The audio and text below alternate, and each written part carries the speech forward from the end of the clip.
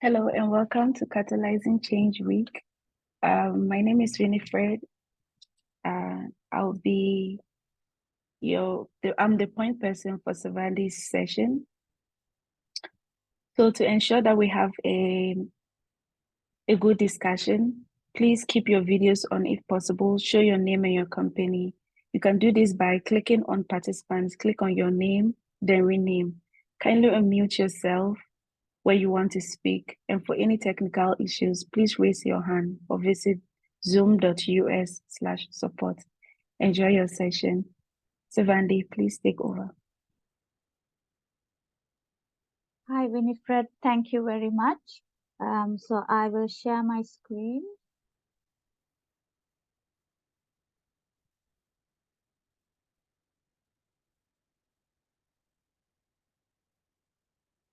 Okay.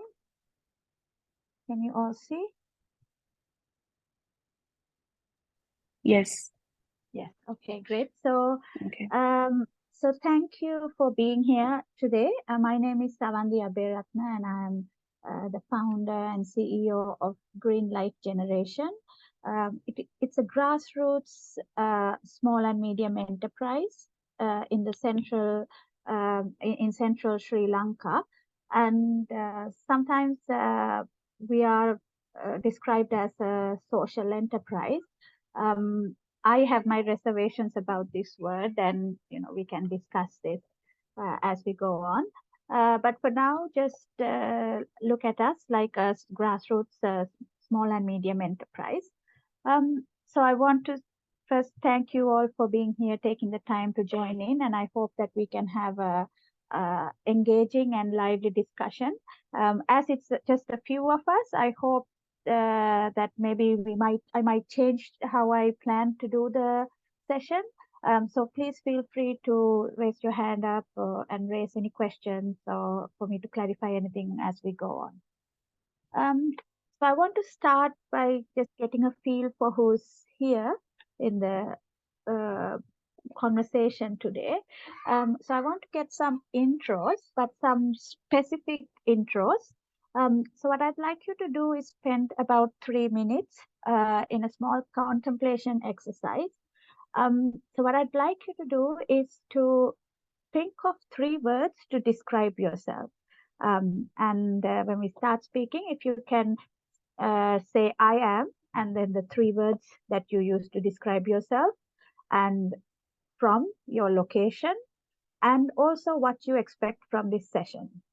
So I hope that's clear. So if you can describe yourself in 3 words and say where you're coming from, your location, and also what you expect from this session. So let's take about 3 minutes. And then we will speak to each of you. So we have 3, and then if Winifred also wants to join in, we have 4.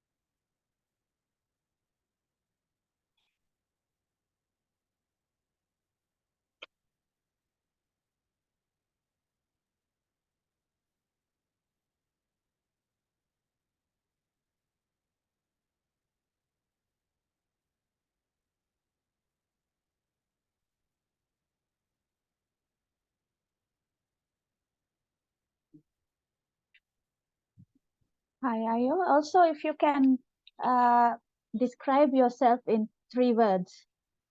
find 3 words that best describe you. Andrew, are you?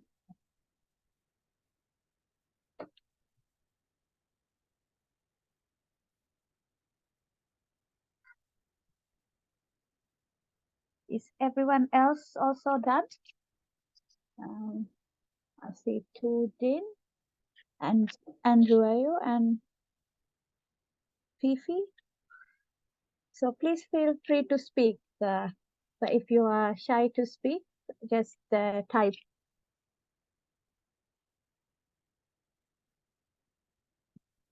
Hi, Savandi. I'm just Hello. gonna unmute myself. My Great. camera doesn't work, so you can't No see me. problem. But yeah, Yes. thank you for the session. My name is Tu. I'm from Vietnam, and I'm calling from Switzerland. Okay. 3 words about myself. I think I am curious. Oh wow. What is it?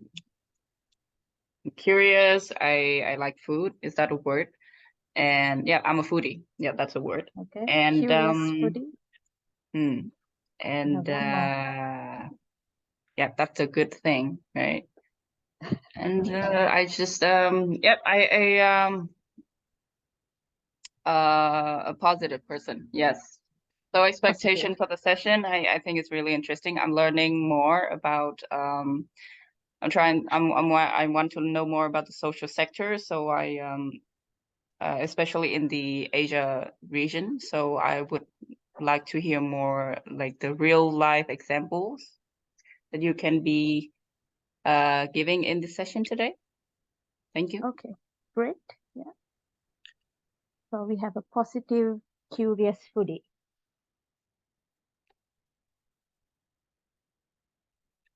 Ifeoma or Andrew?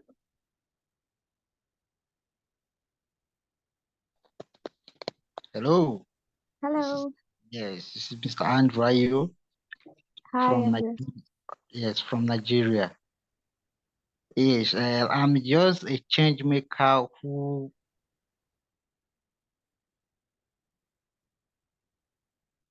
always think of in the community. And what I'm expecting to see in this section is we need to connect ourselves and networking in terms of making having opportunity to access finances, because some of us we are in the villages, and being in a village is really tough for having the international connection. So thank you. Yes. So I got just change maker, community-centric change maker for you from the words that you gave. And we have Nwanti, Ifeoma.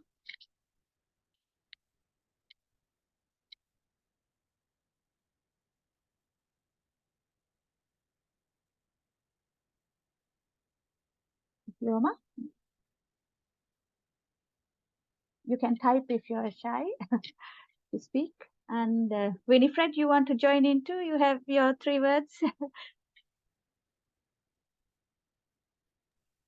Hi everyone, my name is Winifred and I am curious. I like to travel and seek adventure, and I am why did I just forget? Okay, and I also like to try like new foods, like try different types of food. Yeah, so I also like food. And I'm from Ghana, but I'm currently a student at the African Leadership University. So I'm currently in Rwanda, Kigali. And I expect to gain insights into initiatives that support local businesses and economies. Yeah. That's what I expect to gain from this session. Thank you. Okay, thank you, Winifred. So I got from that curious traveler, and adventure seeker. Okay, so I'll just go to the next slide. If you, Amma, please feel free to type in. I'd like to just get a feel because I wanted to do this for two reasons. One, to kind of understand what your expectation is, because when you say financing grassroots, I don't have many solutions. I have problems. So I just wanted to get an idea of your expectations, and also the 3 words is for a reason, which I will get into slowly. So the next thing I want you to do is I want you to look at this picture here. This is actually an image that we have in our reception, in our community, in our organization reception. And it's also the starting place for our educational tours. So I want you to take again about 3 minutes just to look at this picture and interpret this picture and put it into one sentence and share that sentence, please. So let's take about another 3 minutes.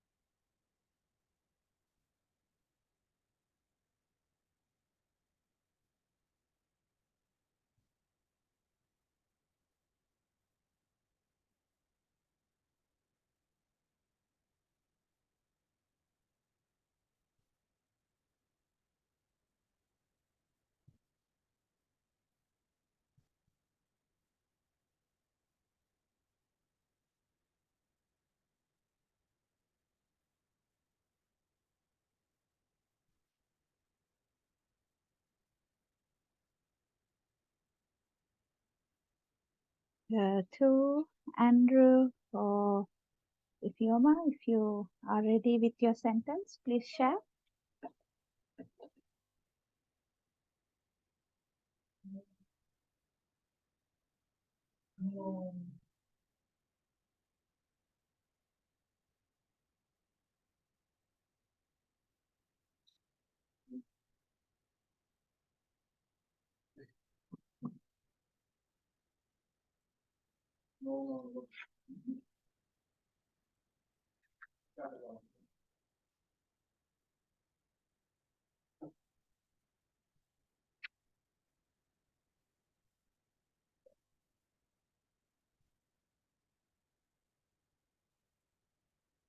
Winifred, you have a question? Oh. No, I would like to give my interpretation of this. Okay, great. So whether or not we practice sustainable living, the world is affected. So if we choose to practice sustainable living, the world is affected, and we choose to not practice sustainable living, the world is still affected. Yeah, I think that's how I understand it. Okay, great. So it's about a choice and sustainability and sustainable living. Yes. And Andrew has said environmental challenge and climate change effect from the image. Yes. And 2.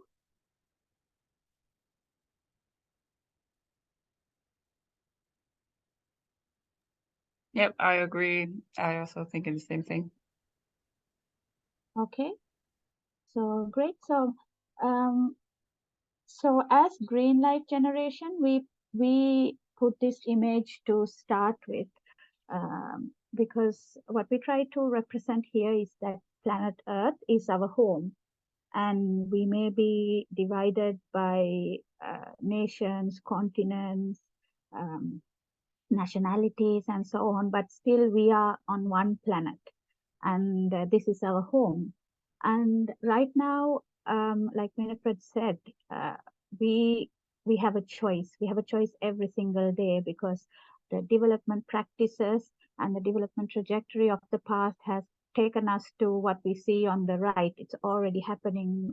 The climate crisis, droughts, disastrous weather conditions, and all this is a result of the unsustainable development trajectory and lifestyles that we have kept going with, and we need to shift, and we have to make the choice to shift this into a much more greener, sustainable imagination. And as you see, the left side is still empty, and it's good, it's empty, it's more greener than the right side, but it's for us to imagine. And I guess that's what Catalyst 2030 is about as well, and why people gather under Catalyst 2030 to talk about these things and to see what everybody's doing on the grounds. And for us, the United Nations Sustainable Development Goals and Agenda 2030 provide a great framework to incorporate into our business model as a grassroots small and medium enterprise, and into our practice, because this is absolutely vital. And as Green Life Generation, we also think Sustainable Development Goal number 12, responsible consumption and production, is absolutely vital. And when you see the Sustainable Development Goals, you see the 17 goals, and organizations kind of like say, yeah, we align with this goal, this goal, this goal.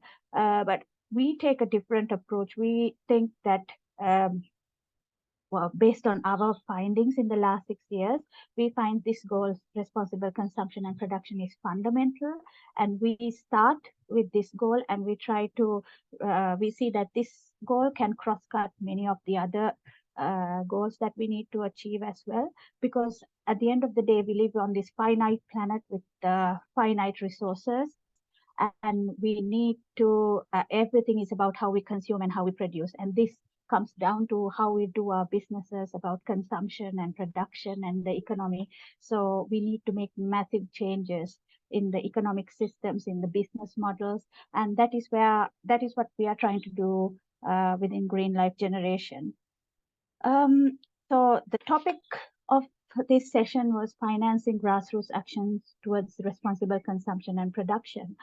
And like Andrew said, my problems are very similar to his, because I am based in a village, and exactly what he said, the challenges we have in accessing finance.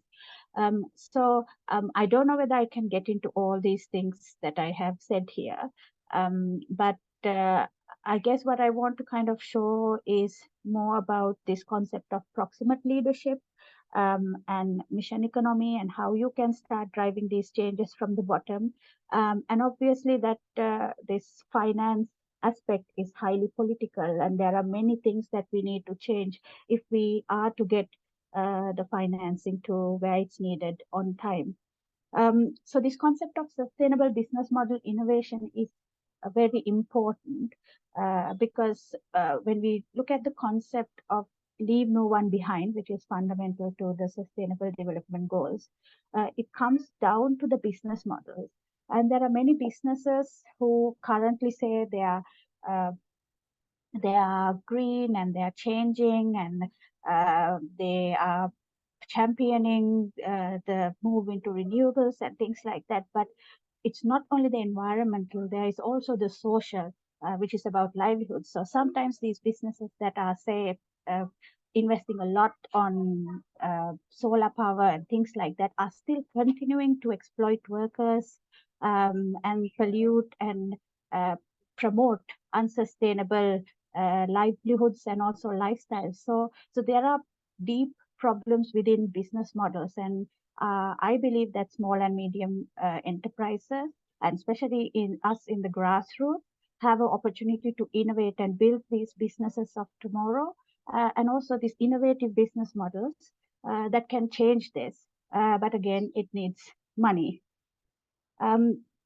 So in this session, actually, my goal was, for me, actually, this is like a therapy session because I'm in the grassroots and you don't have anybody to talk to. You're faced with these problems daily. So for me, it's more like a therapy session, and I expect to share and vent about my grassroots work, which is highly personal and it's also political.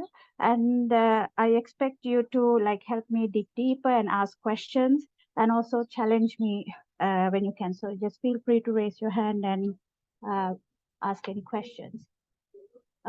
So this first word, I asked you to describe yourself in 3 words.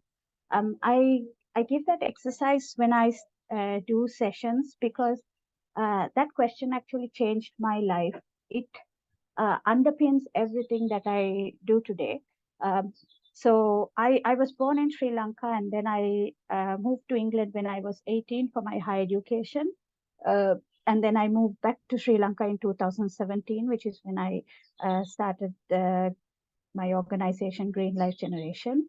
But during my time in England, while I was studying, I was working part-time and I went for a job interview. And the last question was, can you describe yourself in 3 words?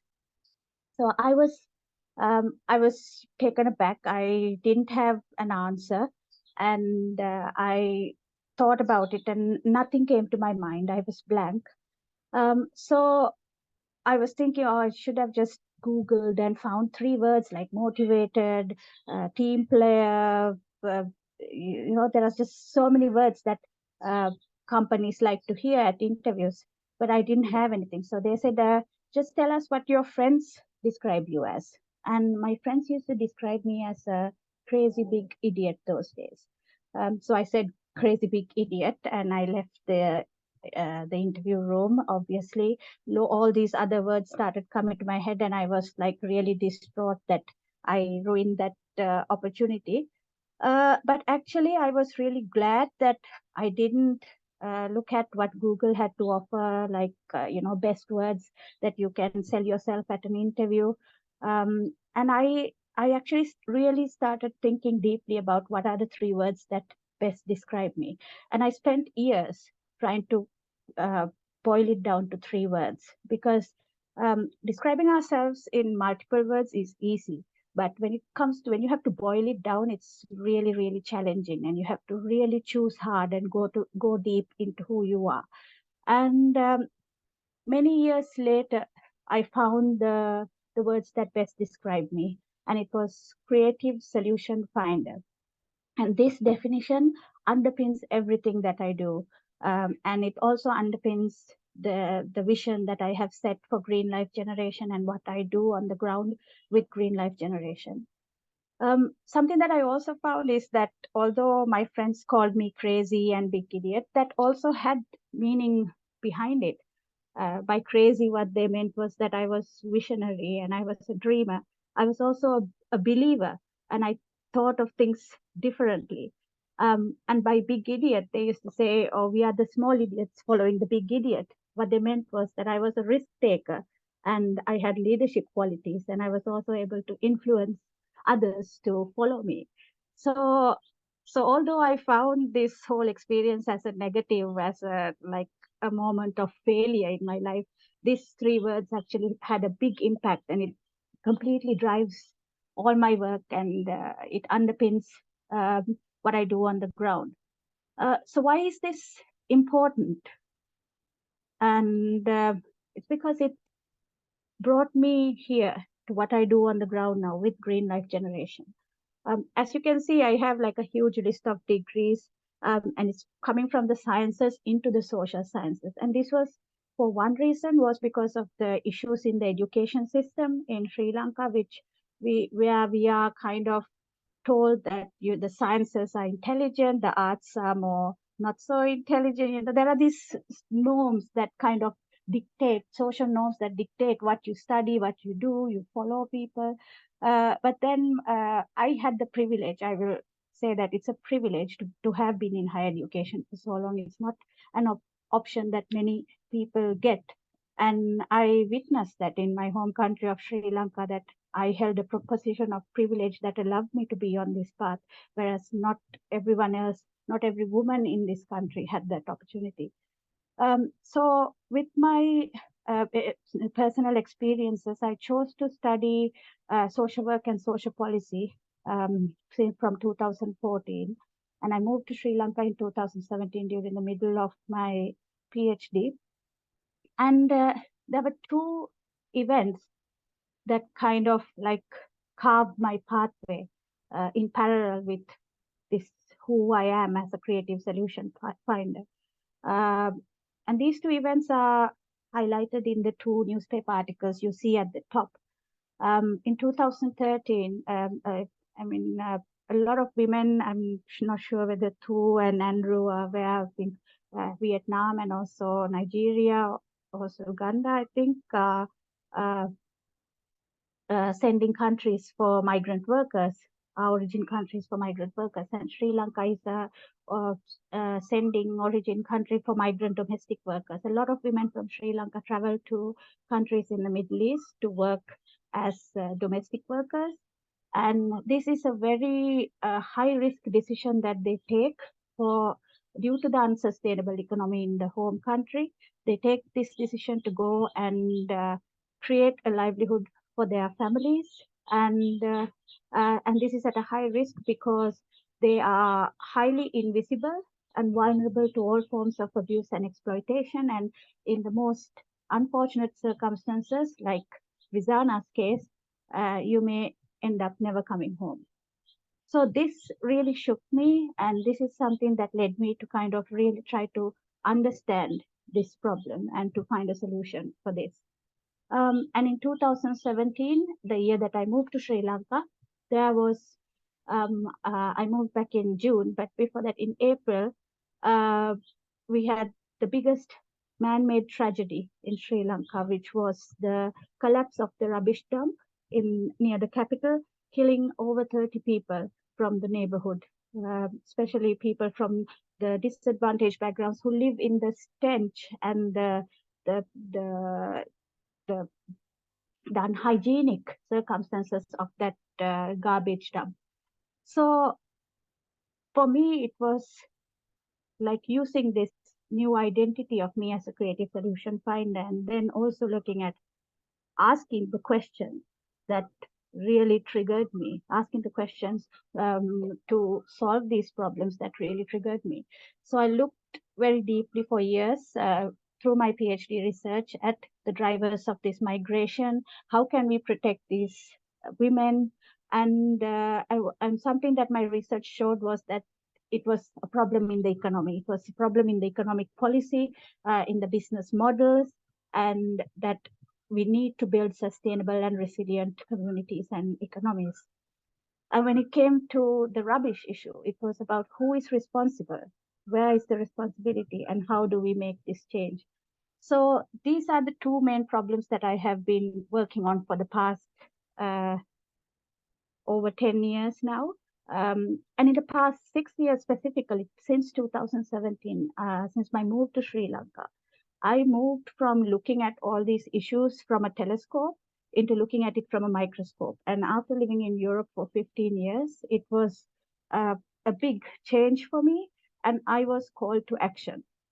And on one side, I was a researcher doing my PhD, but on the other side, my research had already showed me the self-employment model is not working, that we need to go into a small and medium enterprise model. And at that time, I had just got married, and I had some money that I got from guests from our wedding. So I started the business as a SME model. So here, what I show is like how basically my mind is working. I use this the method that I use in my work. I call it an auto-ethnographic action research method. So on one side, I'm a woman running a small and medium enterprise on the margin. And on the other side, I'm an independent female sociological research and practitioner who is also in the margin. So on one side, I belong to the think tank class, the class of people who usually get to do the projects, who can do the research and publish the reports and things like that, and who have voice. But still, I don't have that because I'm in the margins. And on the other side, I'm part of the working class because I'm running this SME. I'm facing the challenges myself because I have to pay the staff. I have to find the money. I have to innovate. So I find that this is a unique position. It gives me a perspective that not many people have, and it also gives me an agency and also the motivation to innovate, to find the solutions, because I am facing it myself. And at the same time, I have this broader perspective of the social and ecological issues that kind of help me move away from the business problems into like the most systemic problems, and see how to piece these two things together. So right now, our organization has these 5 wings, and we started with the brand, ethical and sustainable brand I'm Upcycle, which was mostly production based, and that was in 2017.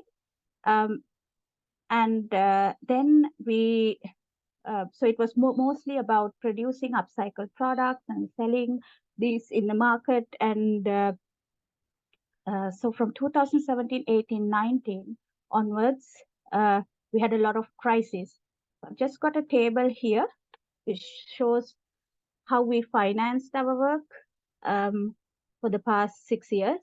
So in 2017, as I said, we started with the wedding gifts and family allowances and support that I got from friends and my networks. So what I'm showing here is that there were 2 forms of financing. One was the markets, which we need to access by creating products or services and then going and selling them to customers or to other businesses. And then the other side is mobilizing your networks. And luckily, I had the network of, I had the privilege of having both a local network, friends and family locally who were able to support me, and also international network of friends and family through my university, and friends who had traveled overseas who were able to support me. So from this in 2018, onwards, we also, as you can see, there's also transition from B2C to B2B. That means business to consumer to business to business. Or while we are moving the business forward, we also access different markets. So we just we innovated with our products, and we developed products that can where we don't need to be standing on markets all day, that we can directly get the order from other businesses who want products such as packaging. And we moved into that market. So 2017, 18, as you can see, it's not, you're not going to make money from the business straight away, especially as a small and medium enterprise. You need a big support network to get these things going. And as I always say, it's a privilege to be able to have been doing that. Let me just share with you a quick video to show you what we were doing for the first bit.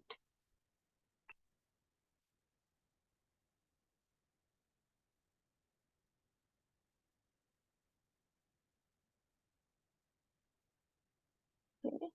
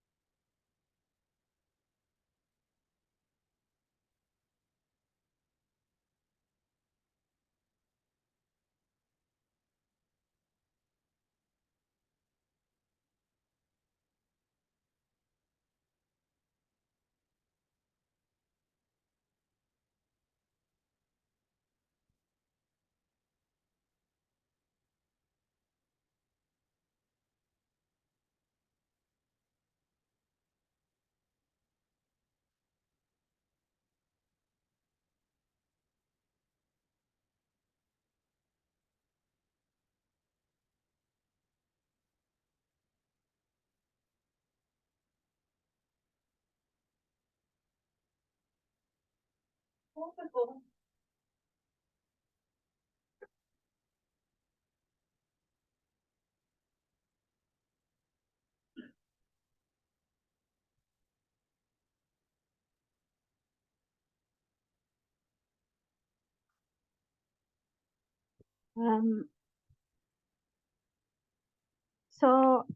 that was what we did for that. I'm Upcycled brand is still a part of our business, but what I want to share about that kind of business model is that uh, markets are unstable, and I have showed here that 2018 onwards are deep crisis years. In Sri Lanka is a country highly dependent on tourism, and most of our cash flow, most of our products were bought by tourists who were coming to the country, and it was expected that in 2017 Sri Lanka was like a high demand destination, and we were going to have billions of tourists. And obviously, as a business model that is dependent on these tourists coming and buying these products, everybody who was linked to the tourism industry was really happy about this. But what happened was in 2019 April, we had the Easter attacks where many people lost their lives. We had the terrorist attacks in the capital, and it completely changed the dynamics, and it completely crashed the market. And after that, we know what happened in 2020. The whole world crashed with COVID-19, and nobody was able to sell anything. Like the markets crashed again, and we had to face this crisis in our businesses. So things were not easy at all. And what it also showed is that if we are going to make sustainable and resilient business models in the grassroots, that we cannot depend on selling products itself, that we need alternative, we need a different way of making the money. How do we otherwise deal with this crisis in moments where we have this stock, we have things we produce, we still have our hands that we can produce things with, but then there's nobody to buy. How do you deal with that situation? So like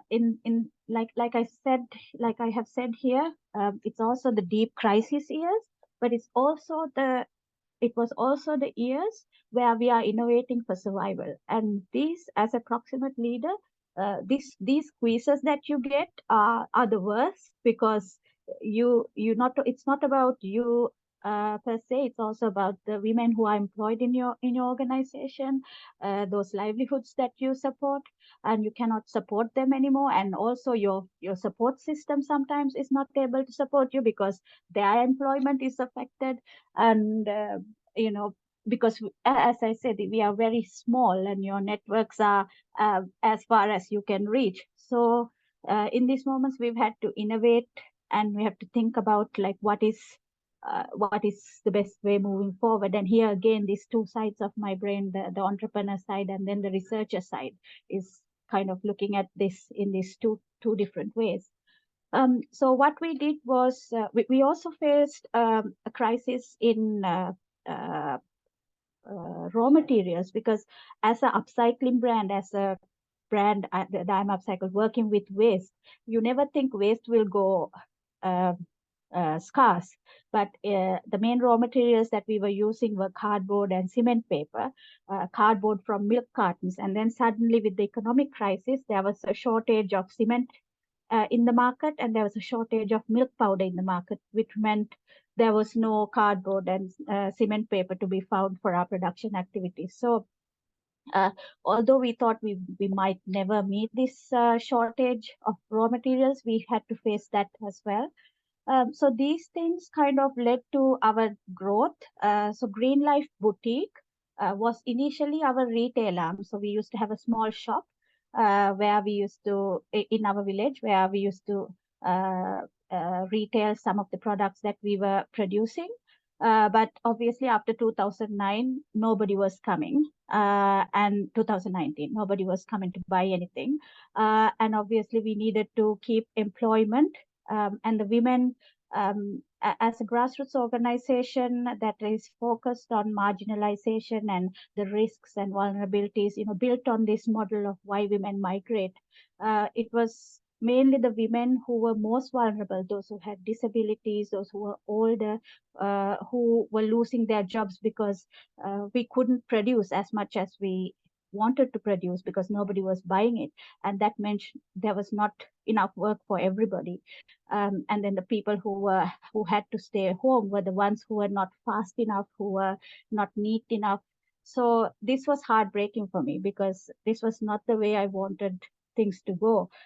If I had to lay off the most vulnerable people in order to carry the business forward, to make sure that things are working, that was not working for me. So there was a problem in the model for me. So we started the boutique again, although nobody was coming. And our boutique is in front of the local school. And we used to have a second-hand rack inside the boutique. And then we thought, okay, why don't we, nobody's coming to the shop to buy anything anyway. Why don't we make an exchange system where the mothers who are coming to the school to drop their kids can exchange cardboard or cement paper, any of their waste in exchange for clothes. And this kind of showed me that, okay, this idea is a little bit more bigger than what I initially thought. So it has led to the next innovation. Let me show you a small video about what I'm talking about.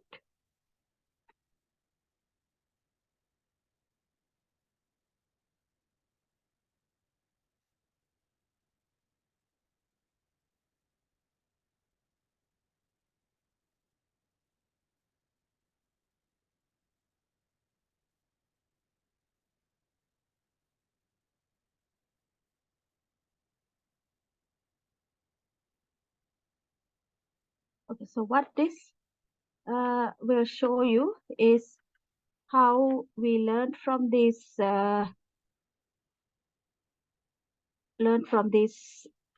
issues with the production systems and then moved into a service system.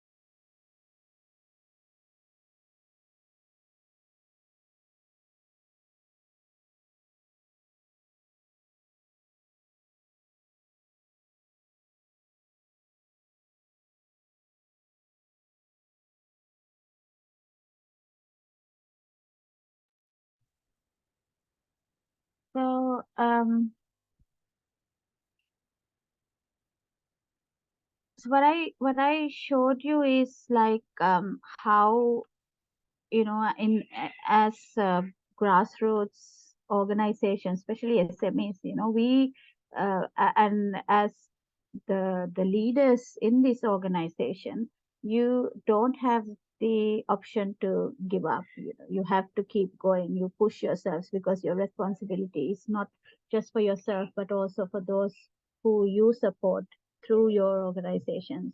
And I think because of time, I will end with this concept of proximate leadership, and the definition that I use for proximate leadership is leaders who arise from the communities and issues they serve, and they have the experience, relationships, data, and knowledge that are essential for developing solutions with measurable and sustainable impact.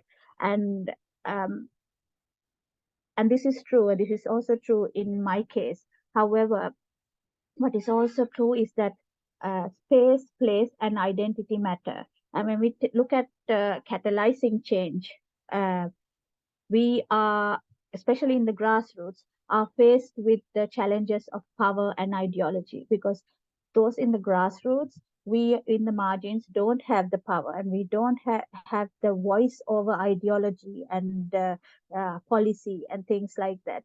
We always have the people in the middle, the organizations, the gatekeepers, nations, you know, those who are always above us, holding these positions of power, and we are constantly faced with that, and this affects the financing grassroots action, because for example, preparing for this presentation, you know, in the last few weeks, I am currently faced with shutting down all my operations because I don't have the finance to keep going. The innovation has become so big. The work that we do has grown that the money that we need cannot be just provided by the networks and the markets. We need additional funding right now. And as a SME, always where we are guided towards are the loans. If you're lucky, you will, and as a woman with a child, a pregnant woman with a child in the grassroots who doesn't have the ability to write grant proposals, applications, and things, again, we are kind of left in the margin. We miss out on these opportunities because we don't, because of the spaces and our identities and the roles that surround these identities. At the same time, last week, there was a group of foreign women in Sri Lanka traveling around the country, hiking actually, to raise awareness about climate change and to support and to raise funds to support organizations that grassroots organizations creating change linked to climate change. And they were raising 50,000 euros. And they chose to give this money to UN Women. Now, they went past our organization. They were hiking in the mountains around us. But this is where the power and ideology comes in. And there are issues with trust. The donors, people who raise the funds, who have the ability to raise these big amounts, sometimes don't trust the grassroots organizations. And with SMEs, you know, it's always like it has to be like you have to show return on investment. There are all these conditions, unlike a non-governmental or non-for-profit, that kind of prevent us from accessing this finance. So financing grassroots action, I think it's really important that we enable an environment for sustainable business model innovation, especially in the small and medium enterprise sector. And this needs a huge shift in ideology to shift the financing mechanisms from just making women or organizations that are running SMEs to go for the bank loan option, but go into kind of creating better channels for finance to flow through. Because right now, you know, I'm speaking to you today at a cusp, at a decisive moment in my organization, in my catalyzing journey's future, because I don't know. I have rents to pay. I have had to stop many of the women. I had to cut down the hours because I don't have enough money to get to the end of May right now. And at the same time, there was this group of women who went and donated 50,000 euros to UN Women to help women like me. And how do I access that finance? The pathway is not there. So right now, I told you there are two sides of me. One is the entrepreneur on the ground who is like facing this business challenge, and then there's the researcher in me. So I really took this opportunity to prepare this talk, and like I said in the beginning, it's like a counseling therapy session for me to vent out what I'm going through. But it's also been an opportunity for me to get my arguments, get my findings together, because this is the second fight. On one side, we have to innovate, we have to build this business model, but on the other side, as a researcher, I have to get my voice heard, get these things, these findings up to the levels of decision making, and carve out these pathways of financing, so that I'm just one voice, and I have the internet, and I have this English speaking ability and the academic background to kind of do that.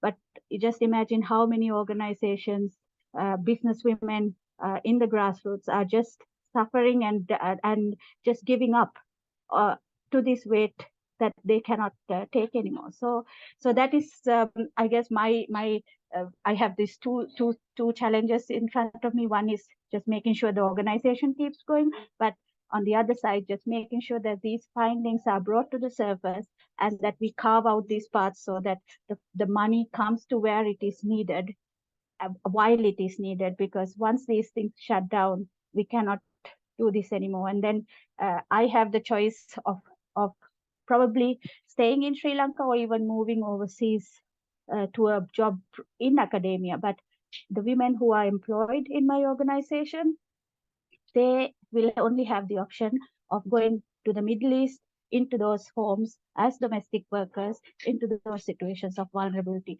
propagating that cycle that I said at the beginning of this talk, which drove me to start this work. So it's continued research and practice and development, and there are so many gaps to problems to solve. So I hope that I've been able to share something and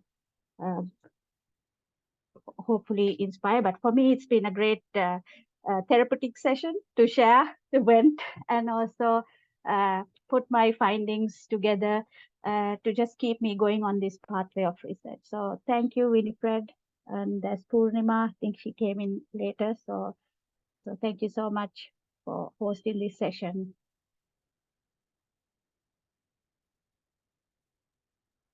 Thank you. This was a lovely session.